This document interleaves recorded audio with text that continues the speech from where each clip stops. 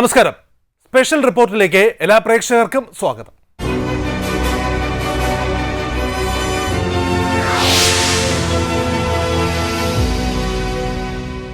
കേരളം ദൈവത്തിന്റെ സ്വന്തം നാടോ അതോ ഗുണ്ടകളുടെ സ്വന്തം നാടോ എന്ന് ചോദിച്ചു പോകുന്ന സമയമാണിത്.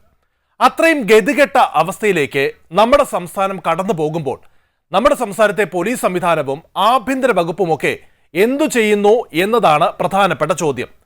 എന്തുകൊണ്ട് ഇപ്പോൾ ഈ ചോദ്യം ഇവിടെ പ്രസക്തമാകുന്നു എന്ന് ചോദിച്ചാൽ അതിന് വ്യക്തവും കൃത്യവുമായ കാരണമുണ്ട്. നമ്മുടെ തലസ്ഥാന നഗരിയിൽ നടു റോഡിൽ വെച്ച് ഒരു 18-കാരനെ കുത്തിക്കൊന്നിട്ട് മണിക്കൂറുകൾ പിന്നിട്ടിട്ടില്ല. ഫുട്ബോൾ മത്സരത്തിനിടയിലെ ഒരു തർക്കത്തിന്റെ തുടർച്ചയായി നടന്ന സംഘട്ടനത്തിനാണ് ഈ നെട്ടയം സ്വദേശിയായ അലൻ എന്ന യുവാവ് കുത്തേറ്റു മരിച്ചത്. രണ്ട് വിഭാഗങ്ങൾ തമ്മിലുണ്ടായ സംഘർഷത്തിനിടയിലാണ് അലന്റെ നെഞ്ചിൽ കുത്തേൽക്കുന്നത്.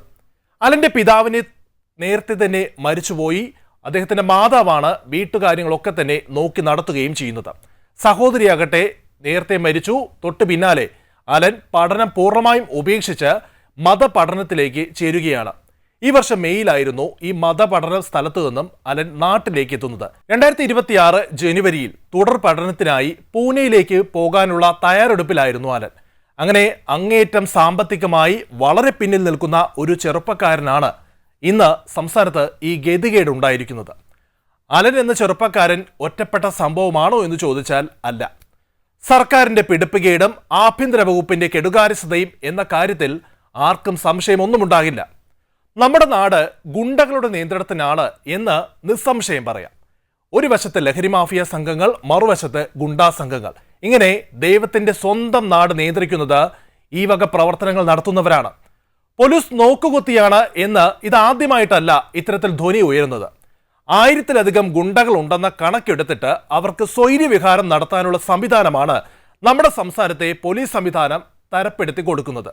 ഭരിക്കുന്ന പാർട്ടി, ഭരിക്കുന്ന മുന്നണി രാഷ്ട്രീയ സംരക്ഷണം കൊടുക്കുന്നതാണ് ഈ ഗുണ്ടകൾക്കും മാഫിയ ബന്ധങ്ങൾക്കുമുള്ളവർക്ക് അഴിഞ്ഞാടാനുള്ള ഏറ്റവും വലിയ ധൈര്യമെന്ന് പ്രതിപക്ഷമോ മാധ്യമങ്ങളോ പറഞ്ഞാൽ അതിൽ മറുവാക്ക് പറയാൻ ഈ സർക്കാരിന് ധൈര്യം പോരാതെ വരും. കാരണം കണക്കുകളെന്നും സത്യമാണ്, തെളിവുകളാണ്.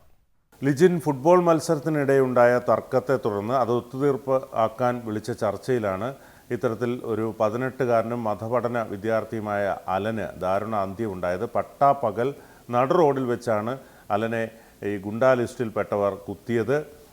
ആദ്യഘട്ടത്തിൽ ഈ ഫുട്ബോൾ മത്സരത്തെ ചൊല്ലിയുണ്ടായ തർക്കം പരിഹരിക്കാൻ വിളിച്ചൊരു ഒത്തുതീർപ്പ് ചർച്ചയായിരുന്നു. അതിനെ തുടർന്ന് അത് സംഘർഷത്തിൽ കലാശയനെ തുടർന്നാണ് ഈ അഖിൽ, സന്ദീപ് എന്ന് 2 പേരെ വിളിച്ചു വരുത്തുകയും അവർ ഹെൽമറ്റ് കൊണ്ട് അലനെ തലയ്ക്കടിക്കുകയും പിന്നീട് കുത്തി കൊലപ്പെടുത്തുകയായിരുന്നു. പട്ടാപ്പകലാണ് തൈക്കാട് ഈ സംഭവം നടന്നത്. ഗുണ്ടാ ലിസ്റ്റിൽപ്പെട്ട 2 പേരാണ് അഖിലും സന്ദീപും ഒക്കെ. ഇവരെ വിളിച്ചു വരുത്തുകയായിരുന്നു എന്നാണ് അറിയാൻ കഴിഞ്ഞത്. അതിനുശേഷം ഈ അലനെ 2 വീലറിലാണ് ആശുപത്രിയിലേക്ക് കൊണ്ടുപോയത്. ആശുപത്രിയിൽ എത്തും മുമ്പ് മരണം സംഭവിക്കുകയായിരുന്നു. അപ്പോൾ പോലീസ് എത്രമാത്രം ഇവിടെ നിർജീവമാണ് എന്നതിൻ്റെ തെളിവാണ് ഇവിടെ കാണാൻ കഴിയുന്നത്. മുൻ ആഭ്യന്തരമന്ത്രി തിരുവഞ്ചൂർ രാധാകൃഷ്ണൻ അടക്കം പറഞ്ഞത് കേരളത്തിൽ പോലീസ് എന്തിനാണ് പ്രവർത്തിക്കുന്നത്? കാരണം ഇത്തരത്തിലുള്ള സംഭവങ്ങൾ ആവർത്തിക്കപ്പെടുകയാണ്. പലപ്പോഴും രാത്രിയാണ് സംഭവം നടക്കുന്നത് എങ്കിൽ ചിന്തിക്കാം. മറിച്ച് പട്ടാപ്പകലാണ് തൈക്കാട് ഇത്തരത്തിലുള്ളൊരു വലിയ നാടിനെ ഞെട്ടിച്ചൊരു സംഭവം. അതും ഒരു മതപഠന വിദ്യാർത്ഥിക്ക് ജീവൻ നഷ്ടമാകേണ്ടി വരുന്ന സാഹചര്യം. ഹെൽമറ്റ് കൊണ്ട് തലയ്ക്കടിക്കുന്നു, പിന്നീട് കുത്തി കൊലപ്പെടുത്തുന്നു. ഹൃദയത്തിനുള്ളിലേക്ക് ആഴത്തിലേറിയ മുറിവാണ് മരണകാരണമെന്നാണ് പ്രാഥമികമായി വിലയിരുത്താൻ കഴിയുന്നത്. അതുകൊണ്ട് തന്നെ ഇത്തരം സംഭവങ്ങൾ ഉണ്ടാകുമ്പോൾ പോലീസ് എന്തിനാണ് ഇവിടെ പ്രവർത്തിക്കുന്നത്? ആഭ്യന്തര വകുപ്പ് പൂർണ്ണ പരാജയമാണ് എന്നാണ് സൂചിപ്പിക്കപ്പെടുന്നത്. കഴിഞ്ഞ കുറേ കാലങ്ങളായി നമ്മൾ കണ്ടുവരുന്നതാണ്. കേരളത്തിൽ അങ്ങോളം ഇങ്ങോളം ഇങ്ങനെ ഗുണ്ടകളും ഒക്കെ വിളയുന്ന ഒരു സംസ്ഥാനമായി കേരളം മാറുന്നു. അതോടൊപ്പം തന്നെ പോലീസുകാർ വേണ്ട രീതിയിൽ ഫലപ്രദമായി അവരുടെ ജോലി, കർത്തവ്യം ചെയ്യുന്നില്ല എന്നാണ് മനസ്സിലാക്കാൻ കഴിയുന്നത്. പലപ്പോഴും പോലീസിൻ്റെ ഭാഗത്തുള്ള വീഴ്ചയാണ് ഇത്തരത്തിലുള്ള വലിയ സംഭവങ്ങളിലേക്ക് കലാശിക്കുന്നത്. ഗുണ്ടകൾക്ക് വിളയാടാനുള്ളൊരു ഭൂമിയായി കേരളത്തെ മാറ്റുകയാണ് പോലീസ് ചെയ്തുകൊണ്ടിരിക്കുന്നത്. പോലീസിനെ സംബന്ധിച്ചിടത്തോളം പലപ്പോഴും ഒരു പോലീസ് സ്റ്റേഷനിൽ സാധാരണ ഒരു വ്യക്തിക്ക് ചെന്ന് പരാതി പറയാൻ പറ്റാത്ത സാഹചര്യം, പരാതി പറഞ്ഞാൽ അവർ പ്രതിയാകുന്ന രീതിയിലേക്ക് കാര്യങ്ങളെത്തുന്നു. പലപ്പോഴും പല വിഷയങ്ങളിലും ഇത്തരത്തിൽ പോലീസിൽ കൃത്യമായി പരാതി നൽകുകയും പക്ഷേ പോലീസ് അത് ഫലപ്രദമായി അതിനുള്ള നടപടിക്രമങ്ങൾ കൈക്കൊള്ളാതിരിക്കുകയും ചെയ്യുന്നൊരു സാഹചര്യമാണ് കേരളത്തിൽ നിലനിൽക്കുന്നത്. അതുകൊണ്ടാണ് മുൻ ആഭ്യന്തരമന്ത്രി തിരുവഞ്ചൂർ രാധാകൃഷ്ണൻ അടക്കം ഇത്തരത്തിൽ പറയേണ്ടി വരുന്നത്. കാരണം പോലീസ് കൃത്യമായി ഇടപെട്ടിരുന്നുവെങ്കിൽ ഇത്തരത്തിലൊരു കൊലപാതകം ഒഴിവാക്കാമായിരുന്നു. പ്രത്യേകിച്ച് ഈ ഫുട്ബോൾ മത്സരത്തിനിടെ തർക്കമുണ്ടാകുമ്പോൾ അതിൻ്റെ ഒത്തുതീർപ്പ് ചർച്ചകളൊക്കെ വരുമ്പോൾ പോലീസ് അക്കാര്യത്തിൽ ഫലപ്രദമായി ഇടപെടേണ്ട ഒരു സന്ദർഭമാണ്. ഇത് കേരളത്തിൽ ഒറ്റപ്പെട്ട സംഭവമല്ല. ഏത് സംഭവം വരുമ്പോഴും ആഭ്യന്തര വകുപ്പ് ഇത് ഒറ്റപ്പെട്ട സംഭവമാണ് എന്ന രീതിയിൽ പറഞ്ഞ് കൈയൊഴിയുകയാണ് പതിവ്. ഏതായാലും സംസ്ഥാനത്തെ പോലീസ് വെറും നിർജീവമായിരിക്കുന്നു, ഒരു പഴങ്കഞ്ഞി പോലീസായി മാറിയിരിക്കുന്നു എന്നാണ് കേരളീയ പൊതുസമൂഹം വിലയിരുത്തുന്നത്. ലിജിൻ.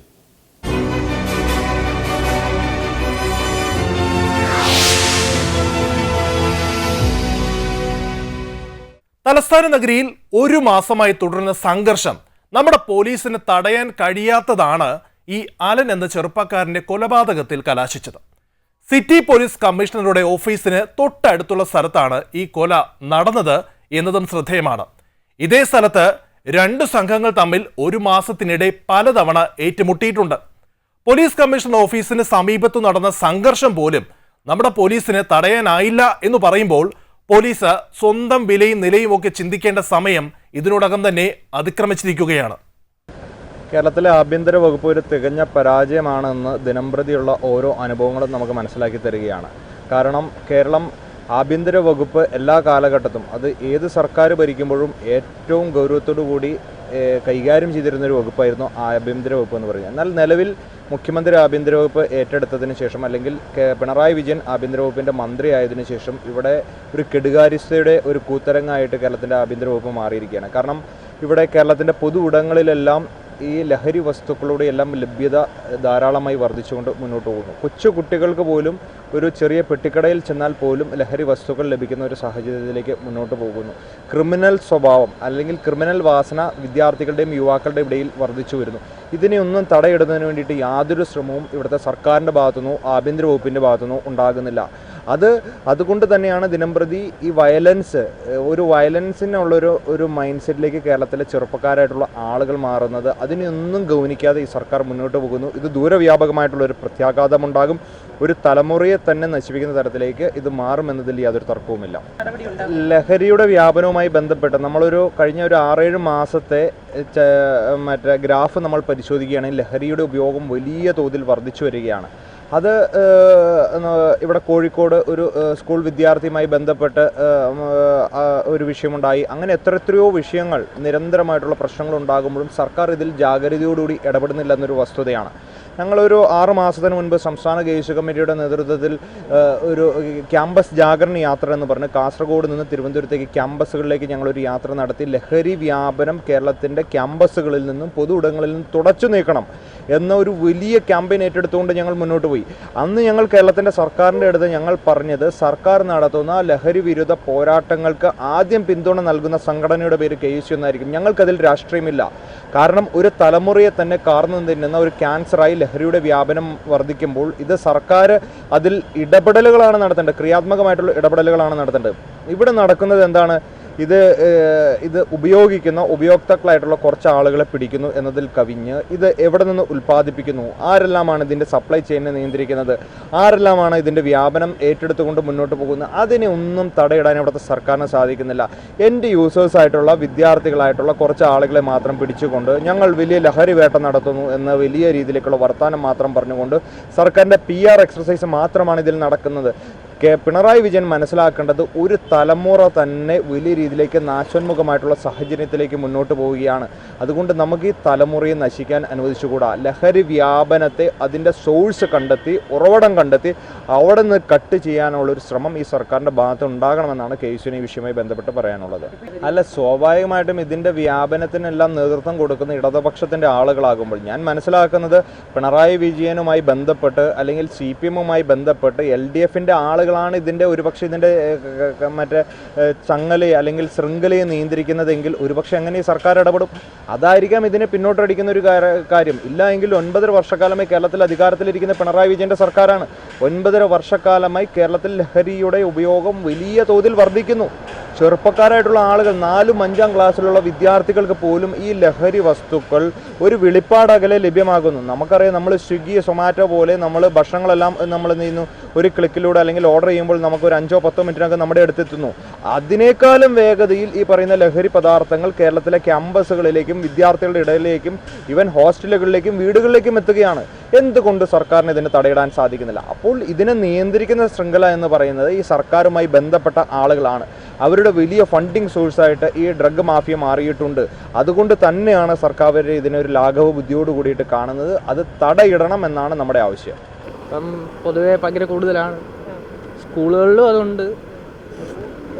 അത് ഇപ്പോഴത്തെ ഒരു സൊസൈറ്റിയുടെ ഭാഗമായിട്ട് കാണും. ഒന്നെങ്കിൽ ഇത് ഉപയോഗിച്ച് മരിക്കും, ഇതല്ലെങ്കിൽ ഇതിന് വേക്കപ്പായി വരാൻ അവർ ശ്രമിക്കണം.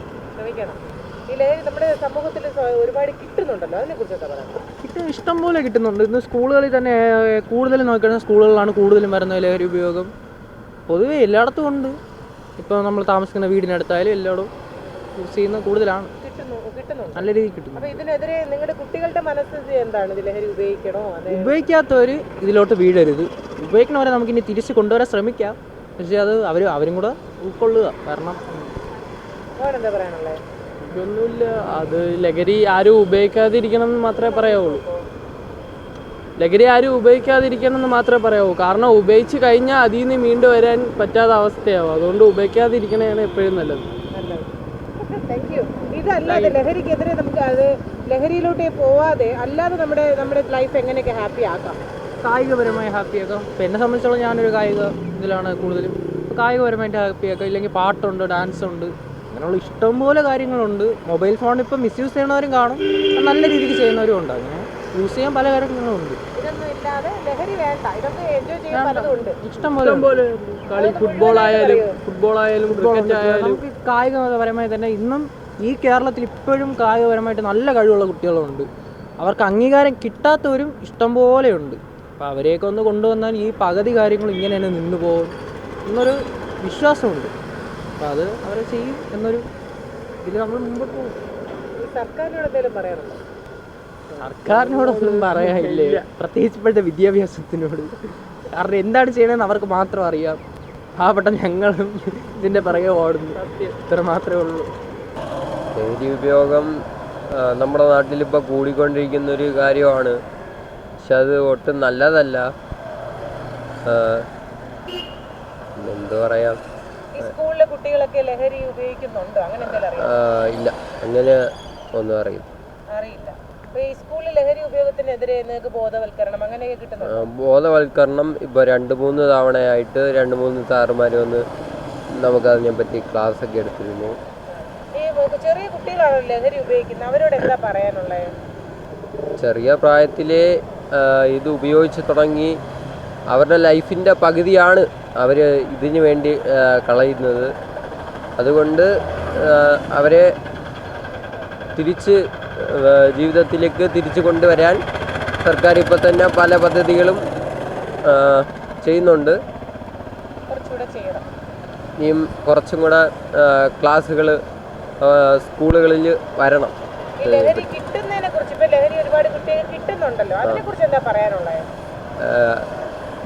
ഇതിന് വേണ്ടി പ്രവർത്തിക്കുന്ന ഒരു നെറ്റ്വർക്ക് തന്നെ നമ്മുടെ സോഷ്യൽ സെൻറ്ററിൽ തന്നെ ഉണ്ട്.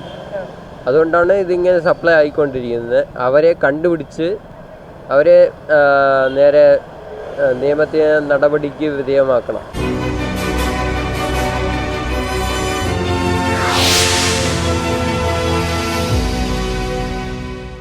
തിരുവനന്തപുരം മാത്രമല്ല, കൊച്ചിയും ഒരു പ്രധാന കേന്ദ്രമാണ്.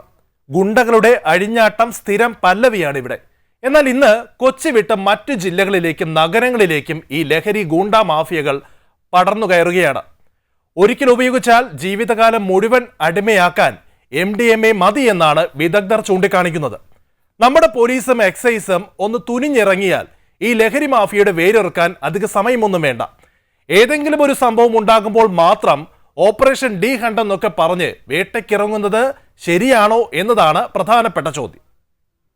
കേരളത്തിലെ ടൂറിസത്തിന്റെ ഹബ്ബാണ് കൊച്ചി. ആ കൊച്ചി ഇപ്പോൾ ലഹരി മാഫിയയുടെ പിടിയിൽ അമർന്നിരിക്കുകയാണ്. സ്കൂൾ കുട്ടികൾ, കോളേജ് വിദ്യാർത്ഥികൾ, ടൂറിസ്റ്റുകളൊക്കെയാണ് ലഹരി മാഫിയയുടെ പ്രധാന ലക്ഷ്യം. ലഹരിക്കെതിരെ മുൻ ആഭ്യന്തരമന്ത്രി Ramesh Chennithala walk against drugs എന്ന പേരിൽ വോക്കത്തോൺ നടത്തിയിരുന്നു. കേരളത്തിലുടനീളം ആയിരക്കണക്കിന് ആളുകളാണ് ഈ വോക്കത്തോണിൽ പങ്കെടുത്തത്. ലഹരിയുടെ അമിത ഉപയോഗം മൂലം ബലാത്സംഗം, കൊലപാതകം, മോഷണം തുടങ്ങിയവ അനുദിനം വർദ്ധിച്ചുകൊണ്ടിരിക്കുകയാണ്. ജനങ്ങളുടെ സ്വൈരവികാരം നഷ്ടപ്പെടുത്തുന്ന ഇത്തരം ലോബികളെ അറസ്റ്റ് ചെയ്യുമ്പോൾ രാഷ്ട്രീയ സ്വാധീനം ഉപയോഗിച്ച് ഇവർ രക്ഷപ്പെടുകയും അതിശക്തമായി ഈ മേഖലയിലേക്ക് കടന്നു വരികയും ചെയ്യുന്നു. സർക്കാരും ഭരണകൂടവും അതിശക്തമായ നടപടികൾ സ്വീകരിച്ചില്ലെങ്കിൽ കേരളം ലഹരി മാഫിയയുടെ പിടിയിൽ അകപ്പെടുക തന്നെ ചെയ്യും. ജാഗ്രത.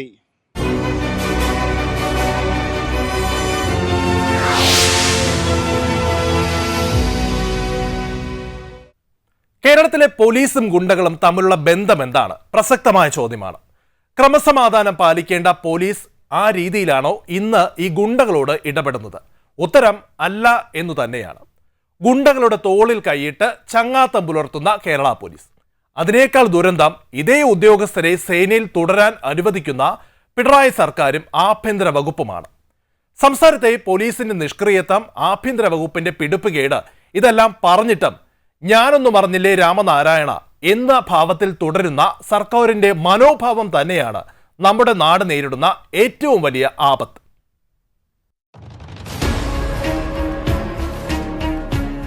സംസ്ഥാനത്ത് ഗുണ്ടകളും മാഫിയകളും പോലീസുമായി ചങ്ങാത്തത്തിലായതോടെ ഗുണ്ടാവേട്ട നിലച്ചുവെന്നത് നേരത്തെ തന്നെ പുറത്തുവന്ന വാർത്തയാണ്.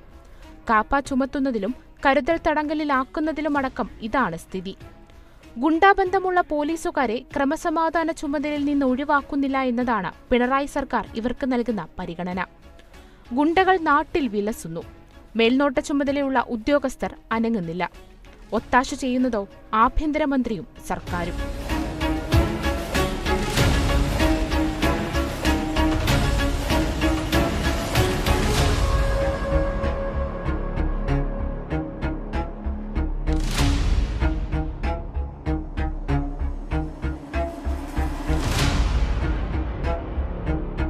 മണ്ണ് മണൽ മാഫിയ മുതൽ കൊടും ക്രിമിനലുകൾ വരെ പോലീസുകാരുടെ ചെങ്ങാതിമാരാണെന്ന് വിജിലൻസ് മേധാവി TK വിനോദ് കുമാർ നേരത്തെ തുറന്നു പറഞ്ഞിരുന്നു.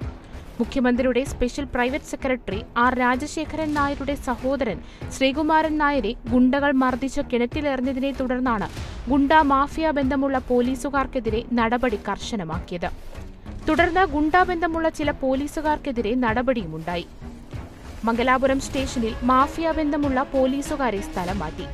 എന്നാൽ രാഷ്ട്രീയക്കാരുടെയും ചില പോലീസ് സംഘടനകളുടെയും സമ്മർദ്ദം കാരണം നടപടികൾ ഉപേക്ഷിക്കേണ്ടി വരുന്നുണ്ട്.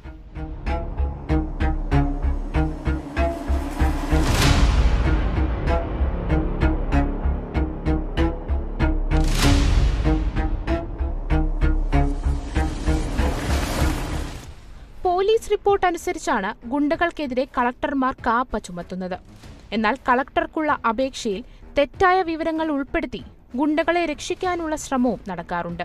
ഗുണ്ടാവേട്ടയുടെ വിവരങ്ങൾ ചോർത്തിയും കേസുകൾ ഒതുക്കിയും എതിർ സംഘങ്ങളെ ജയിലിൽ അടച്ചുമൊക്കെയാണ് പോലീസിന്റെ ഈ ഗുണ്ടാ ചങ്ങാത്തം. പ്രതിഫലമായി മാസപ്പടി.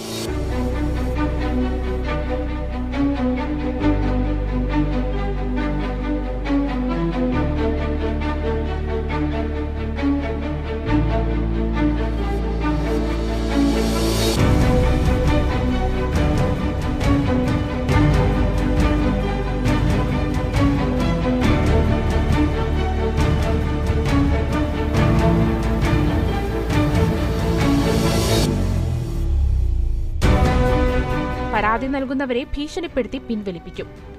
ഭൂമി ഇടപാടുകൾക്കും പണമിടപാടുകൾക്കും ഒത്തുതീർക്കാനും ഒത്താശ വേറെയും. ഗുണ്ടാബന്ധമുള്ള പോലീസുകാർക്കെതിരെ ക്രിമിനൽ കേസെടുക്കാനുള്ള തീരുമാനം ഇതുവരെയും നടപ്പാക്കിയില്ല. ഗുണ്ടാ ക്രിമിനൽ ബന്ധം കണ്ടെത്താനുള്ള രഹസ്യ സെല്ലുകളും ഇന്ന് നിർജീവമാണ്. ഗുണ്ടാബന്ധം കണ്ടെത്തിയാലോ നല്ല നടപ്പ്, പരിശീലനം, സസ്പെൻഷൻ, സ്ഥലമാറ്റം, ഇതാണ് ശിക്ഷ.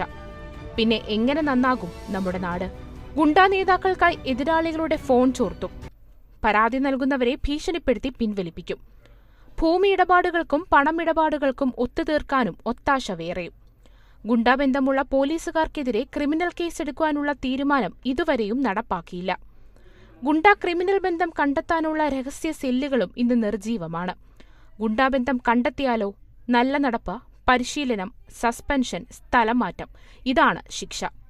പിന്നെ എങ്ങനെ നന്നാകും നമ്മുടെ നാട്?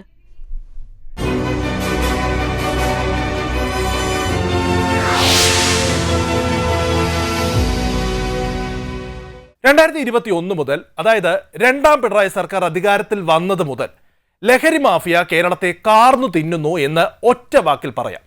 കേവലം രാഷ്ട്രീയ ആരോപണം മാത്രമല്ല, പ്രേക്ഷകർ ഇപ്പോൾ സ്ക്രീനിൽ കാണുന്ന ഓരോ കണക്കും ഈ സർക്കാരിന്റെ കെടുകാര്യസ്ഥതയുടെ ഫലമാണ്. 2021 3922, 2022 6610, 2023 8104, 2024 8160, 2025 8622. അങ്ങനെയാണ് ഈ ലഹരി കേസുകൾ ഓരോ വർഷവും സംസ്ഥാനത്ത് വർദ്ധിച്ചു വരുന്നത്. ഒരു പാളിച്ച പറ്റിയാൽ അത് എങ്ങനെ മാറ്റിയെടുക്കാം എന്നതിലല്ല, നേരെ മറിച്ച് ഞങ്ങൾ സേഫാണ്, ഞങ്ങളുടെ ഭാഗത്ത് യാതൊരു തെറ്റുമില്ല. മാധ്യമങ്ങളും സംസ്ഥാനത്തെ പ്രതിപക്ഷവും തങ്ങളെ ഇകഴ്ത്തിക്കാട്ടുന്നു എന്ന ഒരു ഇരവാദവുമാണ് ഈ സർക്കാർ മുന്നോട്ട് വയ്ക്കുന്നത്. ഇതുതന്നെയാണ് ഈ സർക്കാരിൻ്റെ വലിയ പരാജയവും. ഒരു 18കാരൻ തെരുവിൽ കുത്തേറ്റ് മരിച്ചു വീണിട്ടും ഒരക്ഷരം ഒഴിയാൻ ഈ നാട്ടിലെ ഭരണകൂടത്തിന് ഇതുവരെയും കഴിയുന്നില്ല എങ്കിൽ ആഭ്യന്തര വകുപ്പ് വെച്ചൊഴിയുന്നതാണ് പിണറായി വിജയന് നല്ലത്. സംസ്ഥാനത്ത് നിരന്തരമുള്ള കൊലപാതകങ്ങളിൽ പോലീസ് ഇങ്ങനെ കാഴ്ചക്കാരെ പോലെ നോക്കി നിൽക്കുകയാണ്. ഏതു പാർട്ടിക്കാർ കുറ്റം ചെയ്താലും മുഖം നോക്കാതെ നടപടിയെടുക്കാനാണ് നമ്മുടെ പോലീസ് ശ്രമിക്കേണ്ടത്. ആരോഗ്യ വകുപ്പും ആഭ്യന്തര വകുപ്പും നിരന്തരമായി കേരളക്കരയ്ക്ക് തലവേദനയായിക്കൊണ്ടിരിക്കുകയാണ്. ഒന്ന് വീണ ജോർജ്, മറ്റൊന്ന് സാക്ഷാൽ പിണറായി വിജയൻ. ഈ കപ്പൽ ആടി ഉലയുകയില്ല, ഈ കപ്പിത്താനും തുഴക്കാരും ഒക്കെ ഉണ്ടെന്ന് പറയുമ്പോൾ ഇങ്ങനെ പരസ്പരം പുകഴ്ത്തുന്നതല്ലാതെ മറ്റൊന്നും തന്നെ ഈ രണ്ട് വകുപ്പുകളിലും നടക്കുന്നില്ല. ജനത്തെ പരമാവധി ദ്രോഹിക്കുന്ന ഈ വകുപ്പുകളെ ഒന്നുകിൽ പിരിച്ചുവിട്ട് നമ്മുടെ സംസ്ഥാനത്തെ ജനങ്ങളെ രക്ഷിക്കണം. അതുമല്ല എങ്കിൽ അല്പമെങ്കിലും സ്വബോധം ഈ നേതാക്കൾക്ക് അവശേഷിക്കുന്നുവെങ്കിൽ ഇറങ്ങിപ്പോകാനുള്ള മര്യാദയെങ്കിലും കാണിക്കണം. അതല്ല എങ്കിൽ കേരളക്കര നല്ല ചുട്ട മറുപടി ഈ സർക്കാരിനും വകുപ്പുകൾക്കും നൽകും എന്ന കാര്യത്തിൽ സംശയമില്ല. മൃദുഭാവേ ദൃഢകൃത്യേ എന്നാണ് കേരള പോലീസിന്റെ ആദർശവാചകം. ജനമൈത്രി എന്നൊക്കെ പേരുമാറ്റിയെങ്കിലും പഴയ ഇടിയൻ പോലീസിന്റെ ദൃഢകൃത്യത്തിൽ നിന്ന് സേനയ്ക്കിപ്പോഴും മൃദുഭാവം വന്നിട്ടില്ലെന്ന് ഇതിനെ പലരും കളിയാക്കാറുണ്ട്. സാധാരണക്കാരന്റെ അഭയകേന്ദ്രമാകേണ്ട പോലീസ് സ്റ്റേഷനുകളിലേക്ക് ഒരു പരാതിയുമായി കയറിച്ചെല്ലാൻ പോലും കഴിയാത്ത സ്ഥിതിവിശേഷം കേരളത്തിൽ ഇപ്പോഴും നിലനിൽക്കുന്നുണ്ട്. ഭൂപ്രഭുത്വം നിലനിന്നിരുന്ന കാലത്ത് കരം നൽകാൻ വിസമ്മതിച്ചിരുന്ന ഗ്രാമീണ കർഷകർക്കുമേൽ സമീന്ദർമാർ ക്രൂരമായ ലാത്തിപ്രയോഗം നടത്തിയതിന്റെ ചരിത്രം നമുക്ക് മുന്നിലുണ്ട്. ബ്രിട്ടീഷ് ഇന്ത്യയിൽ ജനക്കൂട്ടത്തെ നിയന്ത്രിക്കാനും ആവശ്യമെങ്കിൽ അനുസരണ പഠിപ്പിക്കാനും പോലീസുകാരുടെ കൈകളിൽ വെള്ളക്കാർ ചൂരൽ വടി ഏൽപ്പിച്ചത് അതിനൊക്കെ ശേഷമാണ്. കാലമേറെ കഴിഞ്ഞിട്ടും പോലീസിന്റെ അധികാരദണ്ഡായി ലാത്തി ഇപ്പോഴും നിലകൊള്ളുന്നു. ആധുനിക ജനാധിപത്യ യുഗത്തിലും ചൂരൽ പ്രയോഗത്തിന്റെ ഈ മനോഘടനയ്ക്ക് മാറ്റമൊന്നും സംഭവിക്കാത്തതിന്റെ പ്രധാന കാരണം നമ്മുടെ അധികാരികൾക്കിപ്പോഴും പഴയ സമീന്ദർമാരുടെ മനോഭാവമായതുകൊണ്ട് തന്നെയാണ്.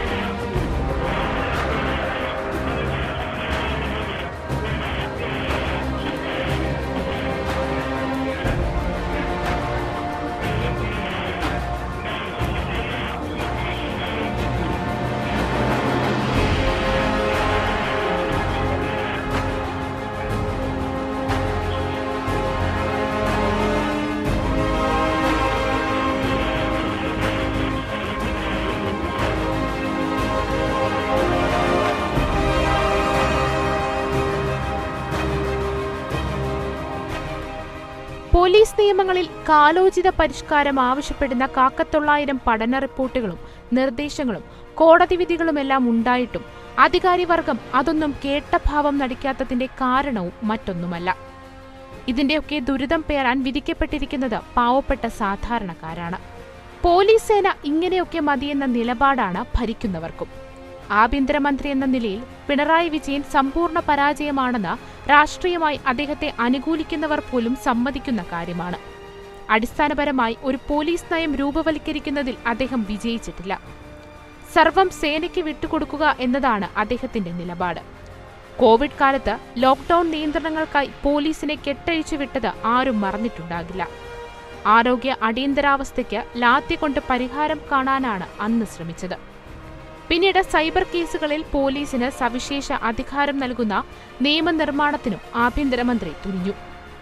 സ്വന്തക്കാർ പോലും എതിരു നിന്നതോടെ പിൻവലിയേണ്ടി വന്നത് വേറെ കാര്യം.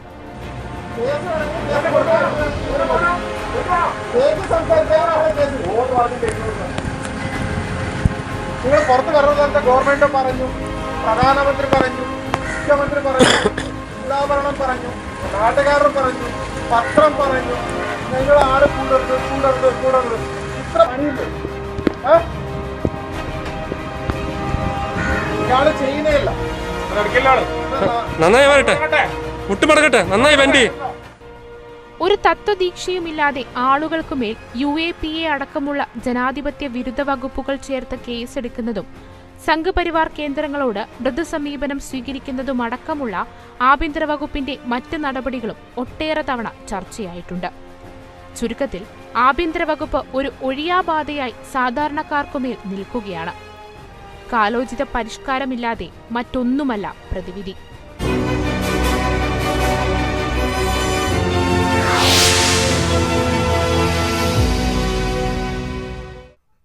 ജനം നേരിടുന്ന പുതിയ വിഷയവുമായി സ്പെഷ്യൽ റിപ്പോർട്ട് നാളെ വീണ്ടും ഇതേ സമയം എത്തും. കാണാൻ മറക്കരുത്. വാർത്തകൾ തുടരും. ജയ് ഹിന്ദ്.